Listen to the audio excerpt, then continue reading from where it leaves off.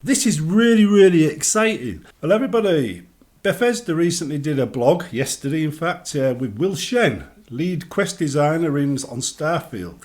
And he dropped a rather big bombshell for geeky types like me. I'm hoping you're as excited about it as I am. But in first, let's go through all the mundane, routine, boring stuff that basically you guys might be interested in before I get into the really exciting stuff and what it means that I'm interested in and you should be interested in. So watch till the end because you'll miss out big time if you don't. Now, Will Shen was talking about the old neighbourhood, right? Meaning Earth. That's what they call it in the game lore. Old neighbourhood is Earth. Cydonia is a Mars settlement in the old neighbourhood. And that basically is the teaser we get from, looking back at where we all came from in the game. So we definitely came from Earth. We didn't come from Nairn. So there you go. We also talked about companions speaking, for you in certain encounters, which is an improvement over what companions used to be able to do. Companions now appear to be a little bit more, you have a bit more direct influence on what you do, just as you have a direct influence on what factions do. So basically, the companions are getting more like the player now than what you might have expected. Overall, though, they seem to have taken everything we see in Skyrim up a notch. That's what it sounds like to me. I'm a scripter, remember. I'm a mod maker, so I've got a reasonably good idea of how they would have done most of this. And it sounds to me like they've taken a step forward, not backwards, which would be a good thing. It also makes Starfield unique and stand out from the other games. And Todd Howard has spoken about this many times, about what is this feature that makes this game different. And I think I'm starting to understand which feature it will be in this particular game. It probably end up being the way you influence factions rather than become leader of every single one of them. So anyway, that's it's only a short video, by the way.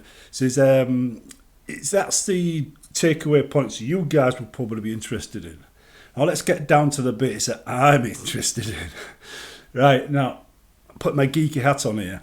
Now, I said in the past that they would probably place outposts and then spawn interiors. So wherever you get there, you'll get a different interior. You can have anything inside it. I underestimated Beth, to be honest. They are doing that, but they're placing random bases. They've got loads of pre-built bases. I did brush on this in previous videos, but they've got whole bases and they randomly place these in locations on planets. So every game you play is going to be different from the last one, if you understand me. Because if they're dynamically placing bases and you go to the same planet, to the same base, it's not going to be the same base twice. Of course, it depends on how many bases they've got in their list that they can place. But, if the longer the list, the better it is. But it does mean a few things. There's a few features here that pop to mind regarding what modders can do. One, modders could, if they wished, put their own bases in that list. So they could literally build their own bases, giant fortresses, Space Marine chapter fortresses, that kind of thing if they wanted to. Starfleet bases, Borg collectives, anything they like could be inserted into that list. You could come across, the Empire from Star Wars and things like that. Stormtroopers, or they could stick to the Starfield lore and just insert stuff from Starfield itself. Maybe even find Nairn somewhere with relics of the Dragonborn. I mean, literally anything could be inserted into that list. So that's one of the reasons why I'm quite excited, because there will be a list somewhere. You should be able to edit it, and if you can insert anything you like into it. And I mean absolutely anything. So yes, that's exciting. Now, I did mention the fact they've probably got predefined areas on planets where they can plant bases down, and that'll be where you could build, or that's where the bases could be placed. That sounds like it's happening. That sounds like I was correct in that regard, in that this is how they're designing it. And I think that's a good thing, but it has consequences beyond that, which I'll go into shortly. But the idea of actually having a planet with hotspots you can place bases on. The next question I have regarding that idea is, how many hotspots? Is it just 2 or 1, or there's several all around the base or planet? Maybe the more quests you do, the more of these bases are dynamically spawned. Can you fly over one of these hotspots and find nothing one day, do a mission and go back and there it is? Would you even know you've flown over the same spot twice? Probably not, unless it's in a spot that stands out somewhere. But, there isn't the other side of the coin is, though, if things are dynamically placed, then outside of the established settlements which we know about, everything else will be fluid. Probably not directly moddable, because it'll be changing constantly. I would guess some planets can be modded, providing you leave these hotspots where the places the bases alone, because they'll be needed. Some modders will think, oh yeah, that's an empty spot, I'll just put my house down on there, and then find out there's a big outpost placed on it by the game when they do a quest. So that's going to happen. You know it is. But it sounds to me like the planets that aren't directly built on are dynamically created as needed. Maybe not the planet created itself dynamically, but the contents of the planet created dynamically as needed. So you might find that all these barren landscapes with settlements you see on it aren't really fixed. You know, they're not designed to be permanent in every single game, which makes it difficult to mod them. Things like unique landscapes could probably implement, code to just randomly seed a planet with different, plants and stuff. So you could get a jungle world. They could literally input a jungle world, or put sandworms on a desert world. That kind of thing. So I think that would be possible. That would probably. I mean, it sounds like it's going down that road with the with the planets that aren't built up. But it does mean that random lists of stuff, because I don't know if you know this or not, but when you're creating a world in their editor, first of all, you create the landscape. That's usually randomly generated, and you just keep generating it until you see one you like. Then you edit it to suit, and then what you do is you add flora and fauna and stuff to a list. Then you go populate, and boof, it covers the world in it randomly. You see why some things are floating and Bethesda didn't notice, because it'll randomly put trees everywhere. You can paint regions a certain colour, did stuff just put into that one area.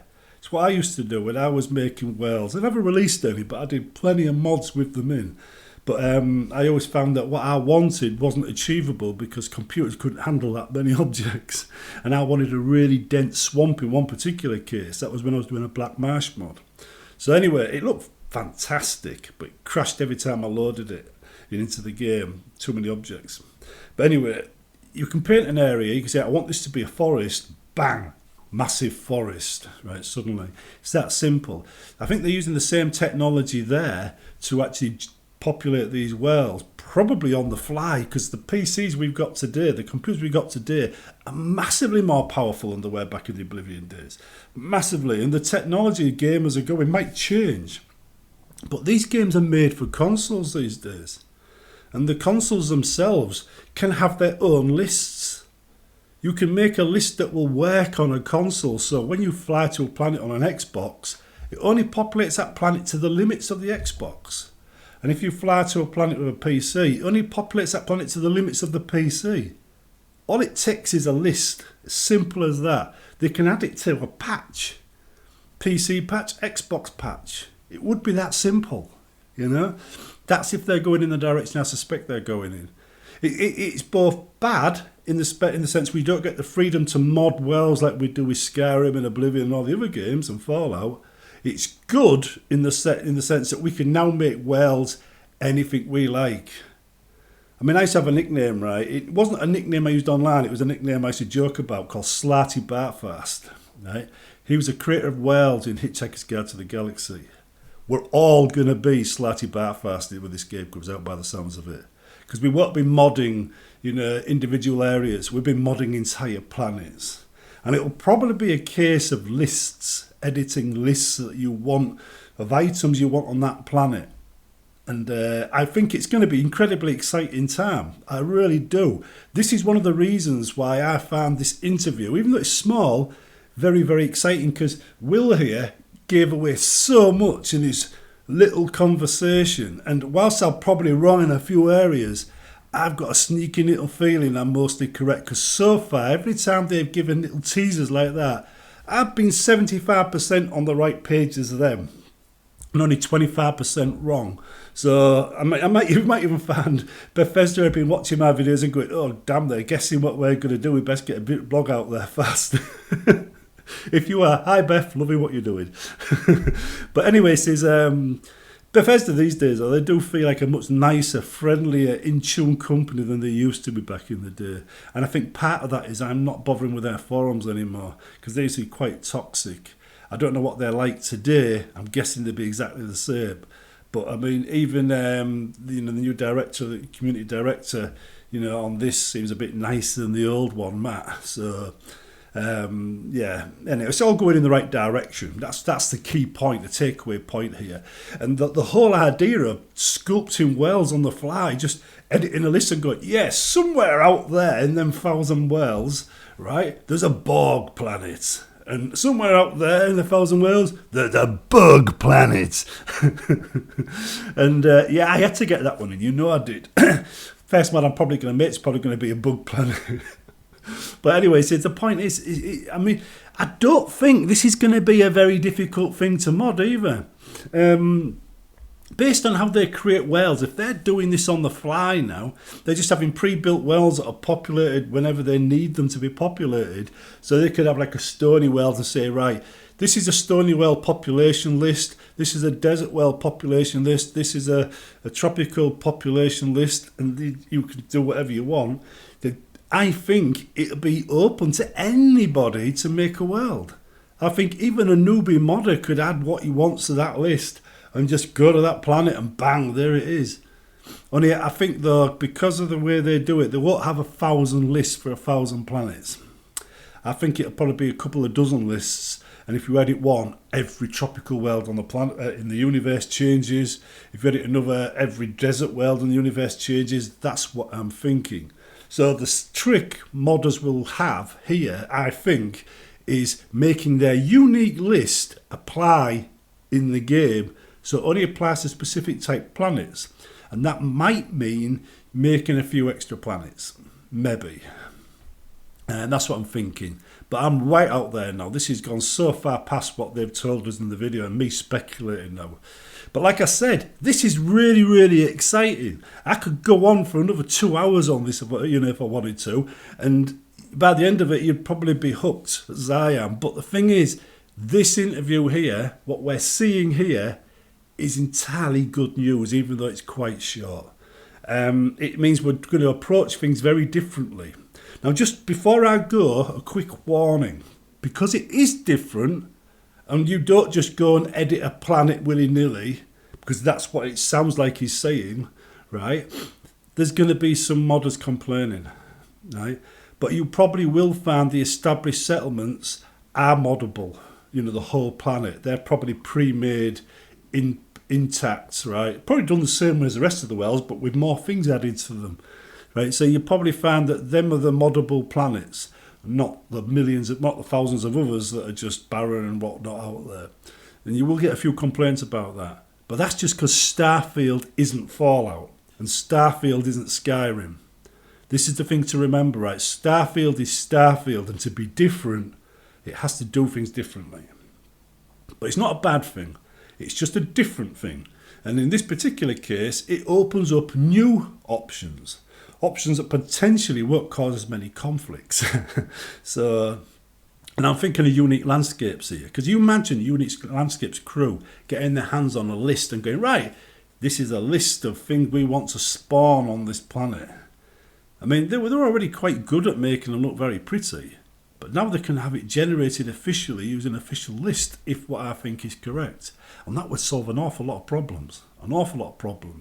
And because Unique Landscape required you to have mods that supported Unique Landscapes, because they edited everything, and you couldn't put your house down without a tree popping through the roof. So this would change that. So yeah. Anyway, because I mean, basically the stuff would be pre-built, you know, well, would be generated for the planet.